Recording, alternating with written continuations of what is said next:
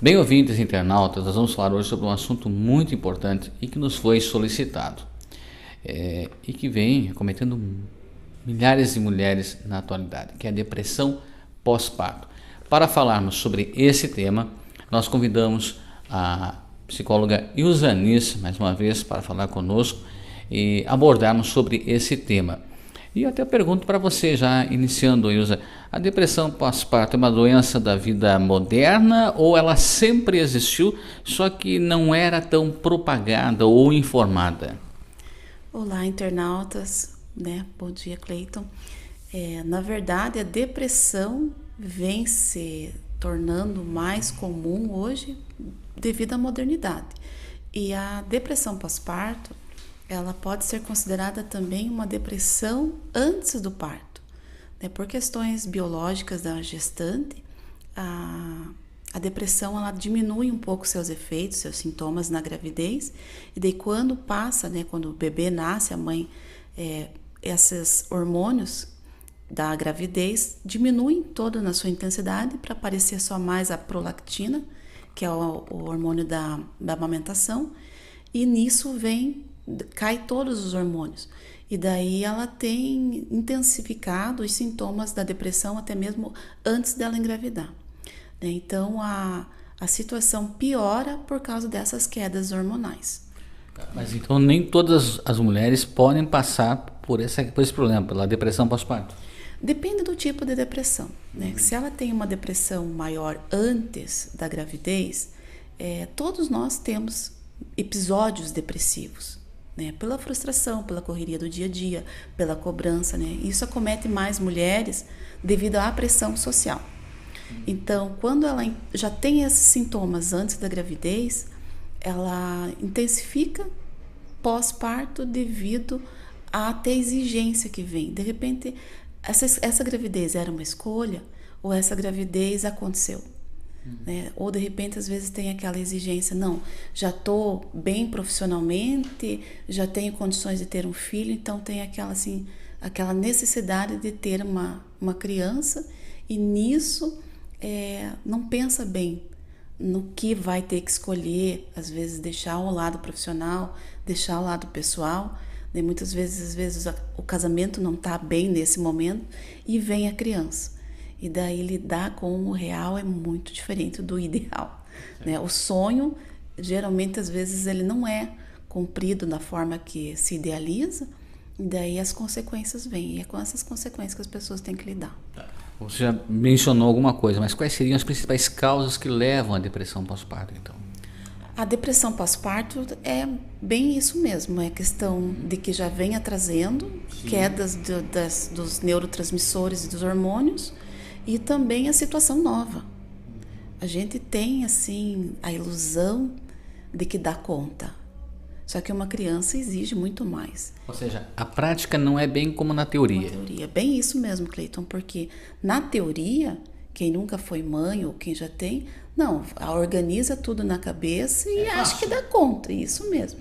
Mas na prática, aquele filho que está nascendo, ele não vai chorar só a hora que eu quero. Ele não vai mamar só a hora que eu quero. Não, de noite eu vou dormir, ele também. Só que não é bem assim. A criança demora a se adaptar, demora a entrar numa rotina. E muitas vezes, até a própria atenção que as pessoas dão quando é gestante, quando tem o acompanhamento, né, pré-natal e mesmo da família, expectativa, estão todos em cima. Marido, mãe, tia, cunhados, né, até mesmo outros filhos. E quando a criança nasce, essa atenção vai toda para a criança. E se a pessoa já não estava muito bem, piora nessa situação, porque além dela não ter atenção, ela tem que dar atenção para um ser que depende dela. Ilza, você que atua em vários municípios do nosso entorno, a gente sabe que a mulher, durante o período de gestação, ela tem vários acompanhamentos médicos, mas o acompanhamento psicológico, efetivamente, de um profissional da área, ele é fornecido, ele está inserido também nesse ciclo ou não?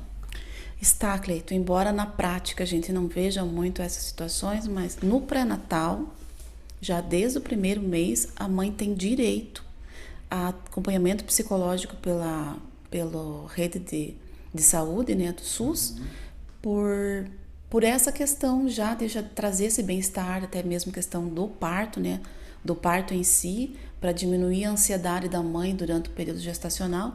E ali o psicólogo acompanhando essa mãe no pré-natal já vai ter uns indícios se essa mãe vai ter depressão pós-parto ou não, como que ela vai apresentando durante o pré-natal a sua realidade materna. Se ela tem consciência de que é ser mãe, de como que ela vai se dedicar a esse filho, se ela tem mesmo esse desejo, ou se já ela vai apresentando assim como se essa criança fosse um ser sem necessidades. No caso, seria só o que ela quer, o que ela pensa. Bom, nesse contexto, Ilza, quais são os principais sintomas da depressão pós-parto? Irritabilidade, apesar de né, imaginar que a depressão é aquela que deixa apático, quietinho, não quer levantar, não tem, mas a irritabilidade, a pessoa se irrita muito fácil, faz que nem diz a história, tempestade num copo d'água, aquilo que às vezes não é tão problemático, ela deixa maior. A insônia, mesmo que possa dormir, que tenha quem cuide da criança, de noite ela não consegue relaxar ao ponto de dormir. A alimentação também, ou ganha muito peso, ou perde muito peso. Dificilmente ela vai ter aquela questão da amamentação tranquila. Por mais que tenha leite, não vai ter essa liberação do leite para a criança.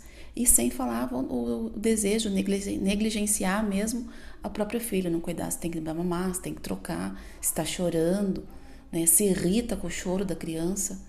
Então, todas essas questões, assim, deixa de ter prazer naquelas atividades que ela gostava de ter. E com certeza isso traz consequências danosas à própria criança. Sim, com certeza. A criança percebe esse mundo hostil, né? Ela não entende que aquilo é agressivo, mas ela começa a ter reações fisiológicas em relação a esse tratamento hostil, né? Às vezes aquele solavanco no pegar, né? Tem até a questão de chacoalhar para acomodar a criança, que tem a síndrome do bebê sacudido, que lesa o cérebro e causa grandes transtornos para o bebê. Então, às vezes, uma mãe depressiva pode ocasionar isso, né? E até mesmo a óbito da criança. A mãe pode chegar ao desejo de querer matar o seu próprio filho. É um caso extremo. Né? Extremo, sim. Porque a depressão, o extremo dela é o suicídio. Tentativa, idealização de suicídio, planejamento. Mas com a criança também. Ela também tem o desejo de matar essa criança. Porque ela acredita que a criança esteja sofrendo como ela. Então, para diminuir o sofrimento dela e da criança, ela tenta matar o próprio filho. Bem, estamos ouvindo a psicóloga Ilza Anis falando sobre depressão pós-parto. Ilza, uma outra questão também importante, muitas vezes a gente observa casais naquela expectativa, vai ter o primeiro filho, o segundo filho, mas enfim, eles querem aquela sequência. Primeiro tem que ser menino, depois menina, ou vice-versa, mas não é bem assim que funciona, nem sempre. Escolher o sexo do bebê. Esperava-se muito por um determinado sexo, ou menino ou menina, e veio o contrário. Isso também pode colaborar com a depressão, para a depressão pós-parto no caso da mãe? Pode, porque depende da exigência do companheiro, da própria família. Infelizmente a gente está no século XXI para o XXII e ainda essas crenças da formação da família margarina, né? Pai, a mãe, 2 filhos, casal de filho. Então ainda existe isso, que daí a gente interpreta também isso, que não é para mim o filho, e sim para eu mostrar, né? Para eu expor essa criança, para eu projetar nessa criança o meu ideal. Então, às vezes, esta família que espera aquele sexo e vem outro, é uma família imatura, né? Pode se considerar imatura, porque não tem assim uma determinação do sexo, a menos o gene do pai. Quanto mais do pai trazer mais masculino, mais feminino, é esse gene que vai se manifestar. Mas também tem condições, né? Se ele já tem outros filhos, então não é certo que venha esse ou aquele, né? Aquele sexo. Mas ainda a gente tem a crença, a cultura da família perfeita de ter um casal de filhos. E que seja mesmo, né, o primogênito ou masculino para dar essa sequência, né, no nome da família, no nome do pai. Então, assim, é mais o filho para se mostrar para a sociedade do que aquele desejo de ter mesmo um ser para eu cuidar, uma criatura que eu vou educar, vou ensinar, vou passar valores, que o que está mais precisando hoje, que esses valores venham de casa. Ilza, uma outra questão também relacionada a depressão pós-parto. No caso dos homens, não é o homem que gera o bebê, mas vem aquela questão da responsabilidade paterna, né? Uma família, agora nós somos mais em 2, somos em 3 ou às vezes 4, né? Pode vir gêmeos ou trigêmeos, enfim. Essa situação é vivida por muitos homens na atualidade também. Dá para considerar como uma depressão pós-parto, entre aspas, ou não? Dá para se considerar assim, Cleito, porque o homem, ele não tem a depressão pós-parto, né, propriamente dita em questão de neurotransmissores e hormônio, mas ele tem comportamental, porque a mulher passa a ser mais mãe por causa da necessidade da criança e deixa de dar a atenção que até então ele tinha. Então ele precisa também ajudar nessa questão dos cuidados e ele acaba ficando em segundo plano, às vezes terceiro, quarto, quinto plano, né? Porque não tem como. E ele se sente mesmo trocado pela criança e gera até assim uma questão patológica de ciúme da criança.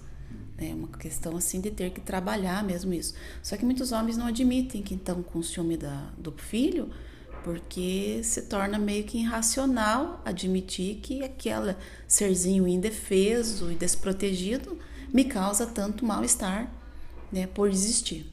Então, assim, às vezes acontece muito essa questão e acaba que o homem sai mais de casa para não entrar em contato com isso, acaba negligenciando a família, né, acaba deixando de participar da vida da esposa ali, no cuidado do filho, até mesmo nesses cuidados da criança. Até assim ele tenta, que depois vem uma outra situação que não deixa a criança crescer. Ele delega para a mãe o limite que é o pai que coloca. Então, assim, ele procura fazer muito e trocar e dar banho e fazer muitas funções femininas com esta criança, e daí, assim, é a mãe que sabe, é a mãe que resolve. E daí quando é para pôr de castigo, depois quando já tá ali, que é para pôr os limites, é a mãe que faz de novo. É a mãe que sabe que... Então ele não faz o papel dele de autoridade dentro da casa. Ele fica assim meio que receoso de interferir na relação e até mesmo assim se perde no papel de pai. E aí fica difícil. Tá. Ilza, mas a depressão pós-parto, como é que se faz para prevenir ela?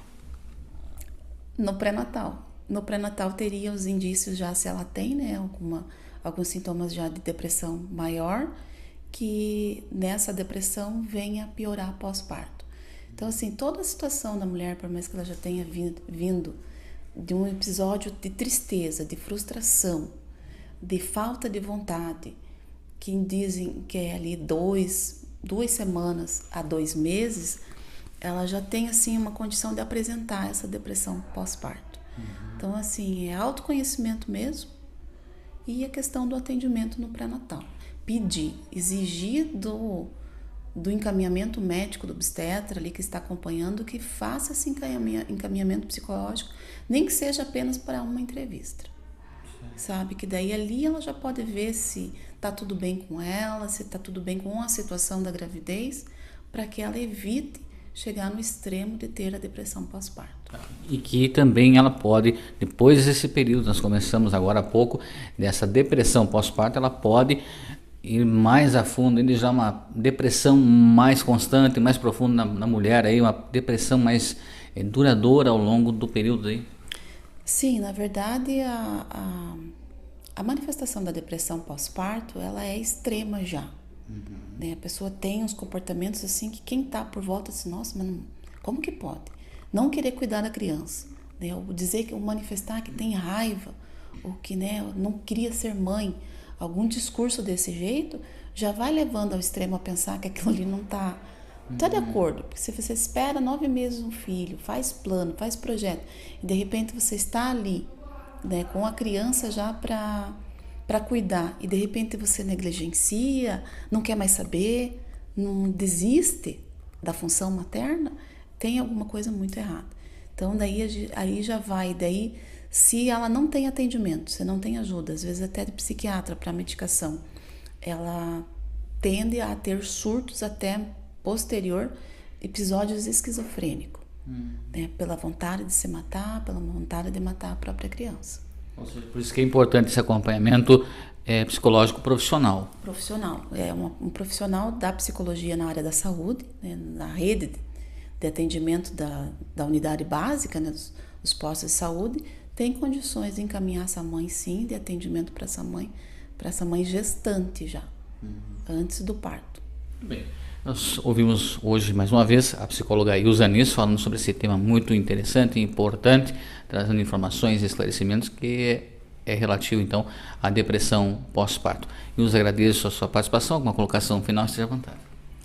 Eu que agradeço, Cleiton, por mais esta oportunidade e esclarecendo as mães que, pelo direito da criança e do adolescente do Estatuto, toda criança, desde o pré-natal, que é de obrigação, até os 6 anos de vida, eles podem ser acompanhados por um psicólogo da unidade básica.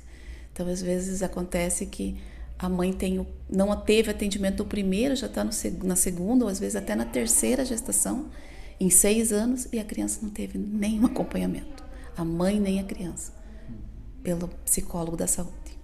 Muito obrigada.